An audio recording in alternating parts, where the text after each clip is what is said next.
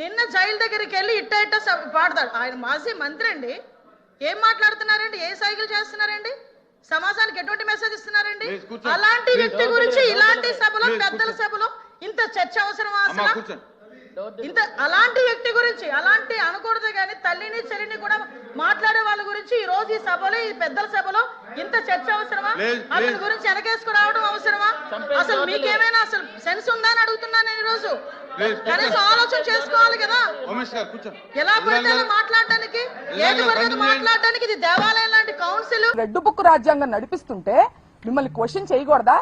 మళ్ళీ ఒకసారి స్పష్టం చేస్తున్నాను, మీ అక్రమానికి, మీ దౌర్జన్యానికి తగ్గేదే లేదు. అలాగే నాకు ఒక అనుమానం ఉందండి అనిత గారు, మీరు అసలు అన్నది అంబటి రాంబాబు గారినా లేకపోతే పరోక్షంగా లోకేష్ గారిని ఏమన్నా అన్నారా? ఎందుకంటే గతంలో ఆయన కూడా అలాంటి సైకిల్ చేయడం జరిగింది. మిమ్మల్ని తిరుపతి లడ్డూ విషయంలో అబద్ధాలు చెప్పమని ఏమన్నా ప్రెషర్ చేస్తుంటే ఆ ఫ్రస్ట్రేషన్ ని పరోక్షంగా మీరు ఆయన మీద చూపించినట్టు కూడా నాకు అనుమానం కలుగుతుంది.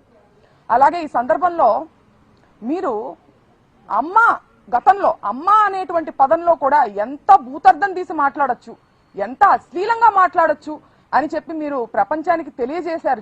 చూసారా? ఆ ఘనత మీకు మాత్రమే చెందుతుందని కూడా నేను చెప్తున్నాను.